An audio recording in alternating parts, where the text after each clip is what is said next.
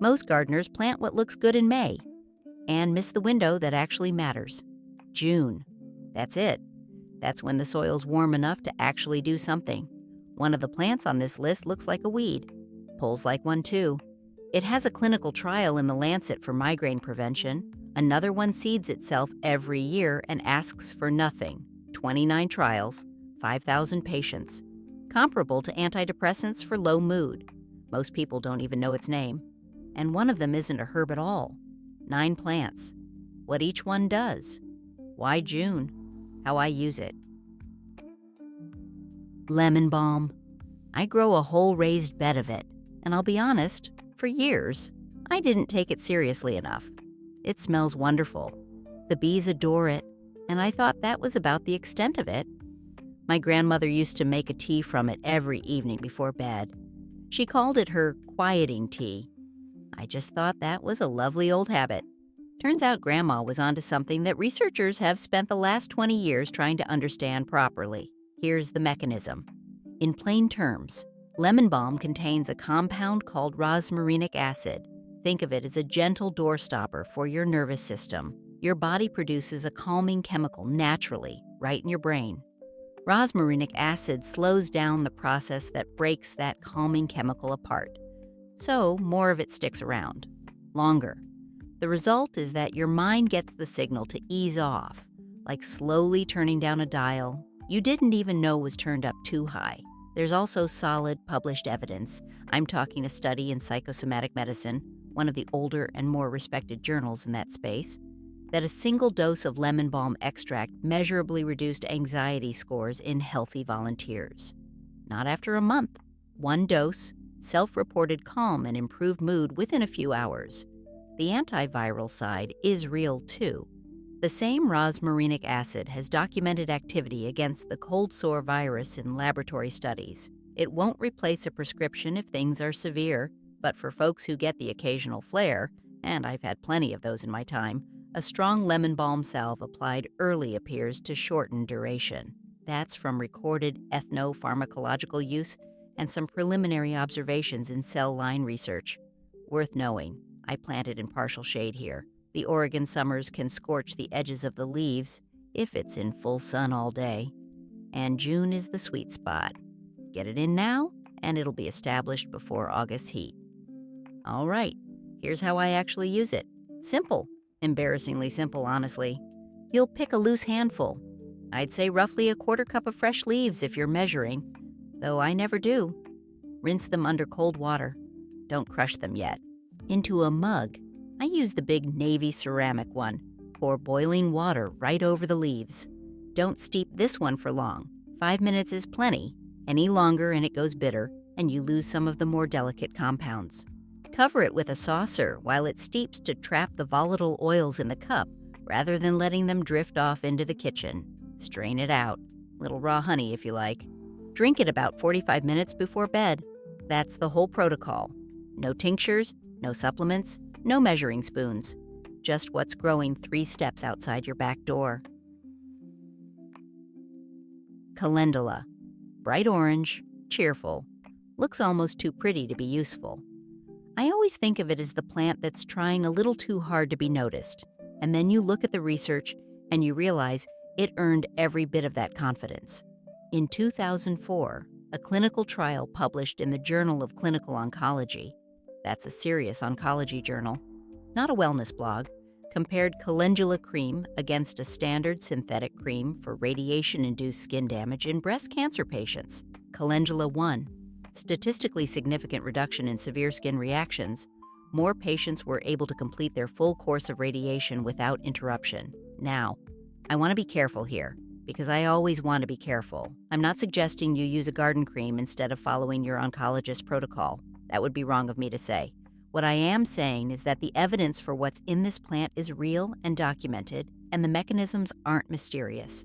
The petals contain compounds, I'll call them repair messengers, that tell your skin cells to speed up the process of rebuilding themselves after damage, like sending in an extra construction crew. It also has genuine anti-inflammatory activity. Same principle as the skin repair. There are compounds in those petals that sit on top of inflammation signals in your body and turn down the volume, traditionally used for wound healing, mouth ulcers, minor burns, centuries of recorded use across European herbal traditions, and now clinical backing to go with it. Rare. That combination is genuinely rare. June planting gives you blooms by July, and it will keep blooming until first frost if you deadhead it regularly. I sometimes think the creator designed this one specifically to be generous. The preparation I use most is an infused oil. It takes patience, but the effort is about 4 minutes of actual work. The rest is just waiting. Spread your fresh flower heads out on a clean kitchen towel for 24 hours first. You want them slightly wilted, not bone dry, just losing their surface moisture. Any water left in them can cause the oil to go rancid. I learned this the hard way, twice. Then into a clean glass jar. A mason jar is perfect. Pour enough olive oil to submerge all the flowers by at least ½ an inch. Seal it. And now comes the part that takes either 3 weeks on a sunny windowsill, a cold infusion, or 6 hours in a slow cooker on its lowest warm setting. I prefer the slow cooker in June because the sun here isn't always reliable. Strain it through cheesecloth. Squeeze it. Don't waste a drop. That oil carries everything. Store it in a dark glass bottle away from heat. It'll keep 6 to 8 months. Use it on dry skin, minor irritations, chapped lips. I put it on my hands every evening. That's it. That's the whole process. The elder tree. There's a whole mythology around this one. Old European tradition says you should ask the elders' permission before you cut from it. I don't know about all that, but I do think there's something to be said for treating the plants that give you so much with a little reverence. That's stewardship. That's the way the Creator intended us to relate to these things. The flowers come in June, the berries come in September, and both have evidence behind them, which is unusual for a single plant. The flowers are the less celebrated half. Most people know elderberry, but the flowers have their own quiet value for respiratory and sinus support that the ethnopharmacological record stretches back centuries to document. The berries are where the immune research sits. A study published in the Journal of International Medical Research, a 2004 randomized trial by Zakay-Rones and colleagues, followed patients with confirmed influenza. Those who received elderberry extract recovered 4 days faster than the placebo group, 4 days. For the people who've ever spent a week flat on the couch with the flu, that's not a minor number. The mechanism, in plain terms, appears to involve how the plant compounds interact with the outer coat of certain viruses, making it harder for them to grab onto your cells in the first place. It also seems to trigger your own immune cells to respond more vigorously, like sending a wake-up call to your body's defense team before they're fully needed. Important note, and I say this every time, raw elderberries contain a compound that can cause nausea. Always cook them or use a properly prepared extract. Never eat them raw from the bush. Your body will let you know about it in an unpleasant way. In June, what you have is the flowers, not the berries yet. And the cordial I make from them is honestly one of the most beautiful things this garden produces. It smells like summer itself. 10 to 12 large flower heads, shaken gently to remove any small insects, not washed because washing strips the pollen and some of the flavor, into a large heat-proof bowl. Then pour 2 pints of just boiled water over them. Add the zest of 1 unwaxed lemon and a pound of regular white sugar. Stir until the sugar dissolves. Cover with a clean cloth. Leave it for 24 hours. The kitchen will smell extraordinary. Strain it through a fine cloth. Bottle it in clean glass. It keeps in the fridge for 2 to 3 weeks, or you can freeze it in small portions. Mixed into cold sparkling water, it's a drink I've served to skeptical neighbors who immediately asked for the recipe. That's a better endorsement than any study. Rosemary. Most people think of it as a kitchen herb, a roasting herb, something that goes well with lamb and potatoes. And it is all of those things.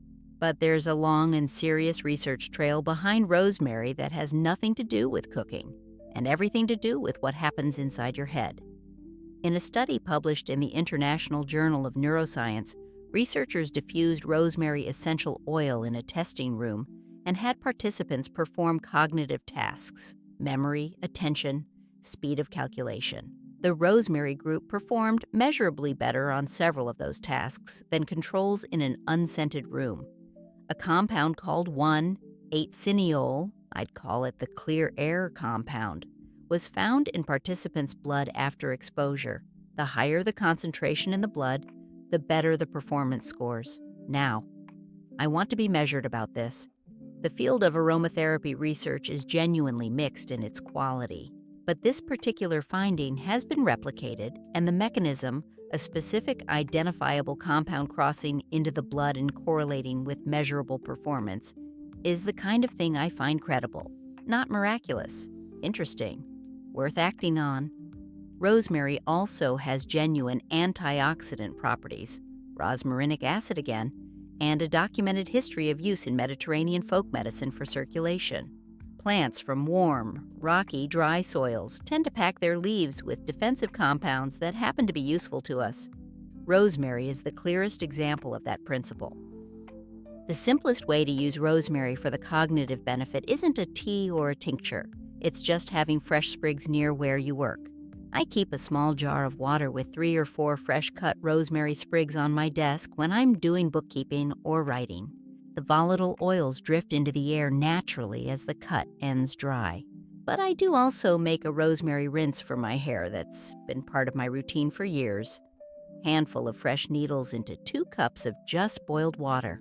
Steep 20 minutes, strain, cool completely, use as a final rinse after washing. Evidence for hair growth is preliminary and I won't overstate it. But I will say my hair is thicker at 72 than it was at 55. And rosemary is one of the few things I changed in that time. This is the one. If you've been watching since the top and wondering which plant was going to surprise you, this is it. Feverfew. It looks like a cheerful, weedy little daisy. It seeds itself everywhere. It smells, well, some people find it unpleasant. I've made peace with it, and it has clinical trial data, published in The Lancet, for the prevention of migraines. Let me tell you what that study found, because it deserves to be read out loud. Published in 1988 in The Lancet, Murphy and colleagues, 72 migraine sufferers enrolled. It was a crossover design. Each participant spent 4 months on Feverfew and 4 months on placebo, in random order, double-blind. 60 patients completed it. Those in the Feverfew phase had a statistically significant reduction in both the frequency and the severity of their attacks. The Cochrane collaboration, the group that reviews and grades the quality of medical evidence globally, has also reviewed Feverfew for migraines. Their conclusion: there is evidence of modest benefit, particularly for frequency reduction. The mechanism, the compound responsible, is called parthenolide. What it appears to do is act as a kind of preemptive blocker in a cascade that, if left unchecked, leads to those characteristic throbbing, nauseating migraine events. It interferes with the process before the explosion happens, not during. That's the key. This is a preventative plant, not an acute treatment. You take it daily, consistently, for weeks before you see a difference. If you're on blood thinners or any medication for vascular conditions, please have a conversation with your physician before adding Feverfew to your daily routine. I mean that. The same properties that make it useful also mean it interacts. I won't skip that part just because it's inconvenient. Get it in the ground in June, and it will be established enough to begin harvesting a few leaves by late summer. Don't expect it to behave neatly in the bed. It doesn't. I reckon that's part of its character. The traditional method used in the original Lancet study was dried leaves, 2 to 3 leaves per day, encapsulated or placed in a small amount of food. Some people eat them fresh in a small sandwich. The bitterness is real, so bread and butter is the traditional British way of taking it. I use the sandwich method when the plants are producing. In the winter, I dry leaves by hanging small bunches upside down in my kitchen, out of direct sun, for 2 weeks. Then crumble them into empty capsules. About 125 milligrams per capsule is in the range used in the clinical research, though the dose in the original Lancet study varied somewhat. This is about consistency, not precision. Same time every day, same small amount. St. John's wort. It blooms right around the feast of St. John, late June, which is how it got its name. I always thought that timing felt like a small message from a very patient creator. The evidence base here is one of the deepest in botanical medicine. A Cochrane meta-analysis, Lind and colleagues, 2008, reviewed 29 clinical trials involving over 5,000 patients. The conclusion: for mild to moderate low mood, St. John's wort was superior to placebo and had comparable effects to standard antidepressant medications, with fewer reported side effects in the trial period studied. Those are not small numbers.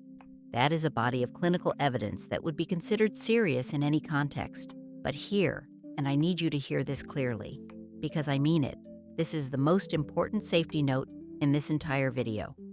St. John's wort interacts with a significant list of medications: blood thinners, certain HIV medications, oral contraceptives, cyclosporine, chemotherapy agents. The interaction isn't theoretical. It reduces the effectiveness of these drugs by speeding up the process your liver uses to break them down. If you are on any regular prescription medication, you must discuss this with your physician before adding St. John's wort to your routine. Full stop. That's not me being overly cautious. That's the pharmacology. For people who are not on contraindicated medications, and there are many, the traditional preparation is simple. The evidence is well established, and June is exactly the right time to get it growing. It needs full sun, and it blooms beautifully. The yellow flowers are one of the loveliest things in the June garden. The preparation most traditional herbalists use for topical purposes, bruises, muscle aches, minor nerve pain at the surface, is a flower oil, made the same way as the calendula oil I described earlier. The flowers must be used fresh, not dried, and they must be at peak bloom, fully open, bright yellow, harvested mid-morning when the dew has dried. Same process as before, into a jar covered with olive oil, 2 inches above the flowers. And here's the thing that's genuinely beautiful about this plant. As the flowers infuse over the following weeks, the oil will slowly turn a deep blood red. That red color is the hypericin coming out. It's one of the loveliest things this garden produces. Every time I see it, I think, what a detail. What an extraordinary detail built into an ordinary-looking weed. Strain after 4 to 6 weeks. Use the red oil externally only, not internally. Minor bruises, joint aches, surface nerve soreness. Don't use it before going out in the sun. The same hypericin that makes it effective can cause photosensitivity in some people if applied topically before sun exposure. Always the same lesson with plants. They give generously. You just have to learn how to receive the gift correctly. Echinacea, purple coneflower. If you've ever stood in the herb aisle at a pharmacy before cold season, you've seen it. And maybe you've wondered, does it actually work? Or is it just a pretty bottle? I wondered that for years before I started growing it properly and looking at the research myself.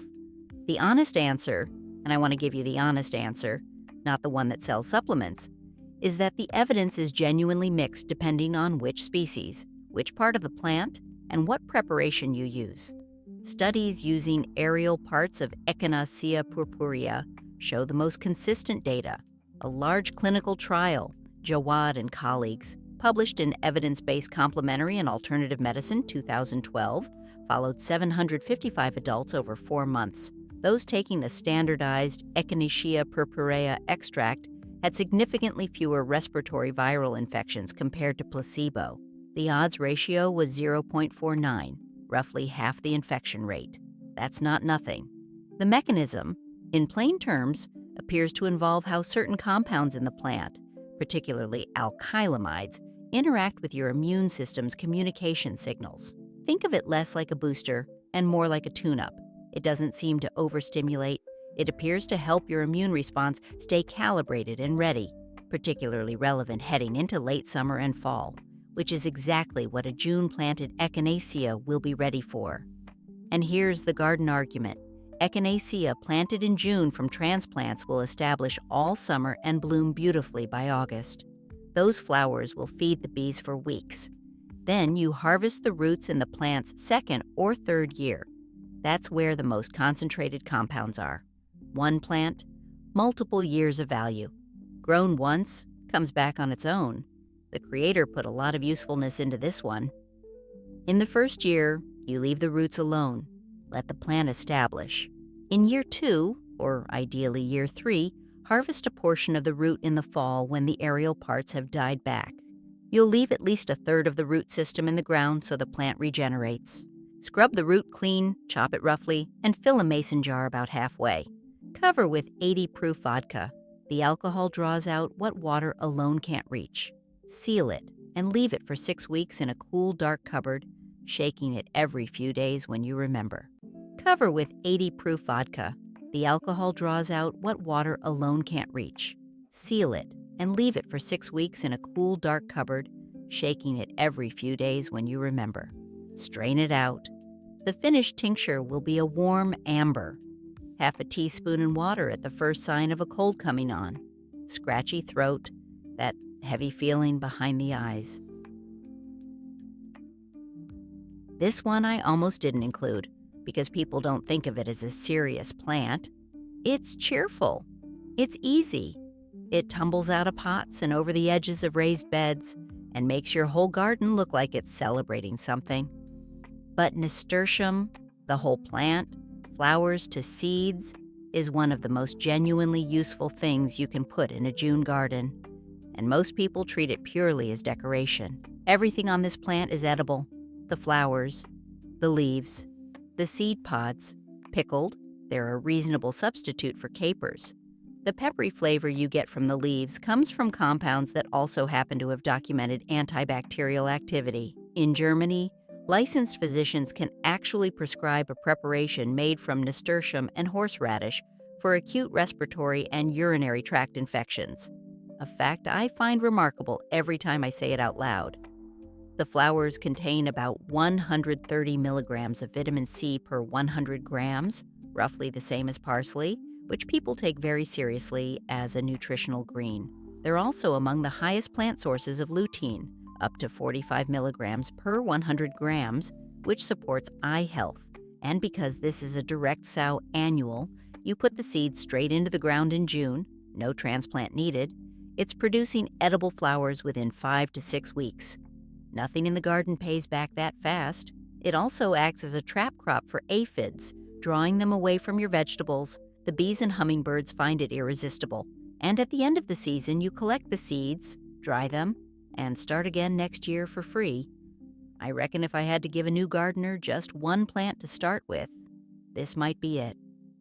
The simplest thing I make with nasturtium is what I call peppery honey. It sounds odd, it tastes extraordinary, and it combines two things that both have documented antimicrobial properties, raw honey and nasturtium, into one jar you can keep on your counter all summer.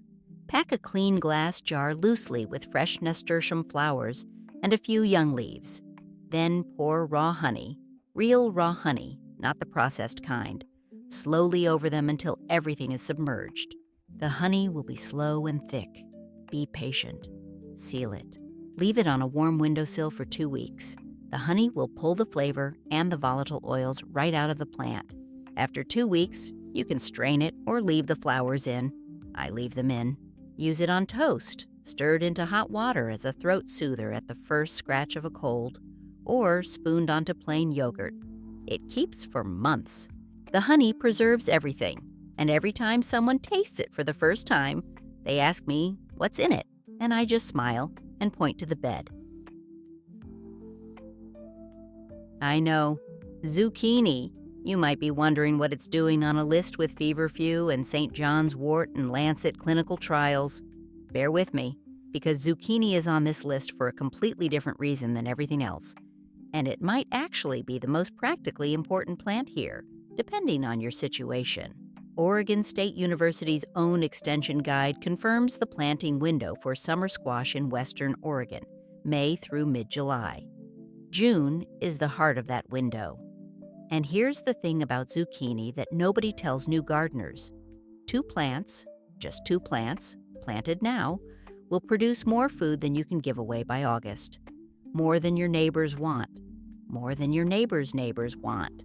1 plant, properly grown in good soil, will yield fruit every 2 to 3 days throughout the summer. Now, medicinal? Well, zucchini is genuinely nutrient-dense. The flesh is a good source of potassium, manganese, and vitamin C. The flowers are edible and high in folate and calcium, and the skin, particularly on young fruits, contains lutein and zeaxanthin, the same compounds found in dark leafy greens that support eye health. But I'll be honest with you, I didn't put it on this list for the phytochemistry. I put it on here because food security is medicine. Eating well, eating from your own garden, knowing what's in your food and where it came from, that's a form of health that no supplement can replace. And there's something else. In the 20-plus years I spent as a nurse, I watched people who grew some of their own food and handled recovery differently. They showed up with better baselines, more resilience, whether that's the nutrients, the physical activity, the sense of agency over their own health. I reckon it's all 3. Plant the zucchini. You'll thank yourself in August. 2 plants, that's all you need. Plant them at least 3 feet apart. They get enormous, and they need room to breathe. If you have a raised bed, 1 per 4-foot square section. If you're in the ground, give them a 3-foot circle of good, rich, well-composted soil. They need full sun, at least 6 hours. In Oregon's overcast Junez, that can mean watching the sky and choosing your sunniest spot deliberately. Water deeply 2 to 3 times a week. Don't sprinkle the leaves, water at the base. Wet leaves in PNW conditions invite powdery mildew, and it will take over if you let it. Harvest them small. This is the secret most gardeners learn the hard way. A zucchini at 6 or 7 inches, about the length of your hand, is sweet, tender, and at its best. Leave it 4 more days, and you have a marrow the size of a small child. Harvest small, harvest often, and the plant will keep producing all season. That's the whole protocol. Plant 2, water at the base, pick early. You'll have more food than you know what to do with. 9 plants, 9 windows of time, all of them open right now, in June, that will either be in your garden by the end of this month or won't be there until next year. Lemon balm for your quiet evenings. Calendula for your skin and your medicine cabinet. Elderflower now, elderberry in September. Rosemary on your desk and in your kitchen.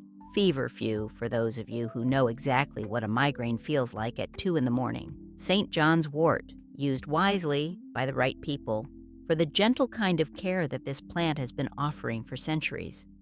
Echinacea going in now, so it's ready when cold season arrives. Nasturtium for the joy of it, and because it earns its place on every plate. And zucchini, because feeding yourself well from your own garden is the oldest medicine there is. None of these replace your doctor. I'll say that again and mean it every time. I was a nurse for over 20 years. I believe in medicine. I also believe that what the Creator put in this soil is worth paying attention to. Both things can be true.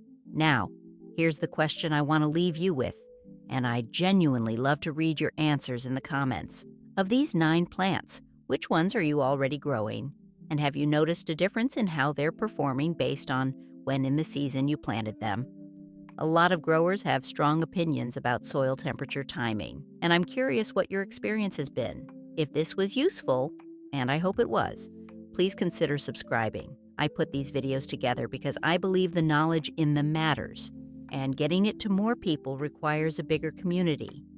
Every subscription is someone else who might find something here that helps them. Until next time, God bless you, and may your June garden give back more than you put in.